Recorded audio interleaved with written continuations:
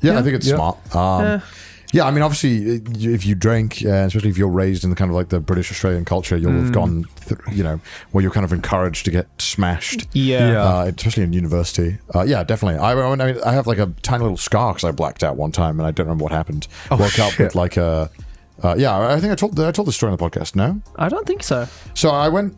We had this game. I swear I've told this story. We had this game where you'd have like 4 cups like this, like 4, like if you imagine like orange juice glasses, like this, you'd line them up 1, 2, 3, 4, and then if you can imagine, there'd be a little gap in the middle, right?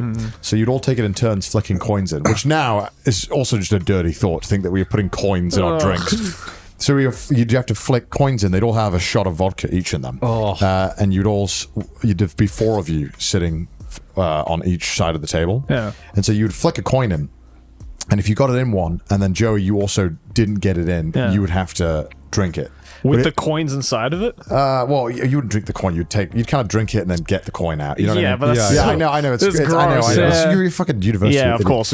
And I these are people who I just moved in with, and I really wanted to be accepted by them. So I was like, yeah, it's easy. So what ended up happening was that if you get it in another glass as well, the next person, if they don't get it in one, has to do 2.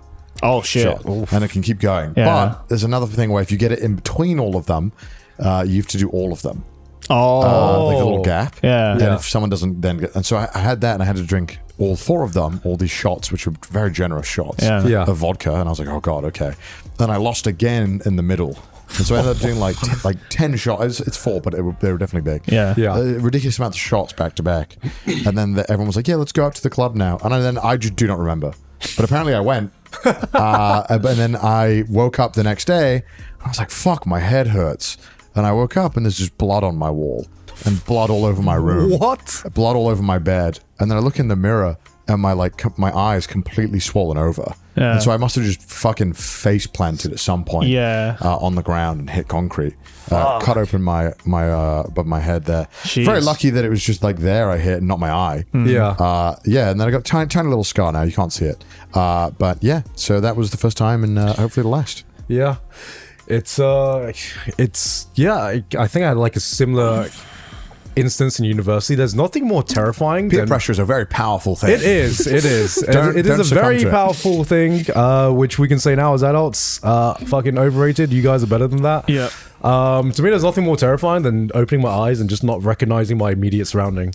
Yeah. Oh yeah, I've been there. Yeah. You know, it's funny. Like even if I sleep over at a friend's place, I miss my bed too much. Yeah, me and too. I always dread the feeling of like waking up and I'm just like, where the fuck am I? Yeah. You know? No matter how drunk I am, I'm using 100% of my remaining brain power to be like, I'm gonna make it back to this bed. Like no matter what. Like I could be like just incoherent. Like you can't even like understand what I'm saying, but in my head I'm just like, bed now. Get there. I've had moments in my life where I have barely been, conscious, drunk, that kind of like fucking stupid ass drunk, and somehow there is one part of my brain that is like a fucking messenger pigeon. Like it has like built-in GPS to like be able to walk me home no matter where I am, and I'm just like, how the fuck can I do this? Yeah. You know? It's not my